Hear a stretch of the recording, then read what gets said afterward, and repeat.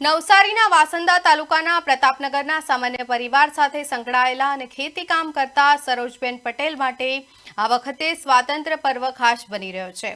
આગામી 15 ઓગસ્ટે દિલ્હીમાં યોજાનારા સ્વાતંત્ર્ય પર્વના સમારોહમાં હાજરી આપવા તેમને રાષ્ટ્રપતિ ભવન તરફથી આમંત્રણ મળ્યું હતું। ભારતીય પોસ્ટ વિભાગ મારફતે સરોજબેન સુધી આ ખાસ આમંત્રણ પહોંચાડવામાં આવ્યું છે।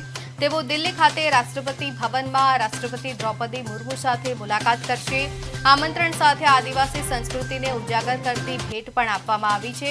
સરોજબેનને રાષ્ટ્રપતિ ભવન તરફથી મળેલા આમંત્રણથી નવસારીના આદિવાસી સમાજમાં ખુશીનો માહોલ જોવા મળી રહ્યો છે। 15 ઓગસ્ટે રાષ્ટ્રપતિ ભવનમાં સરોજબેનની હાજરી નવસારી અને સમગ્ર આદિવાસી સમાજ માટે ગૌરવની ક્ષણ બની રહેશે।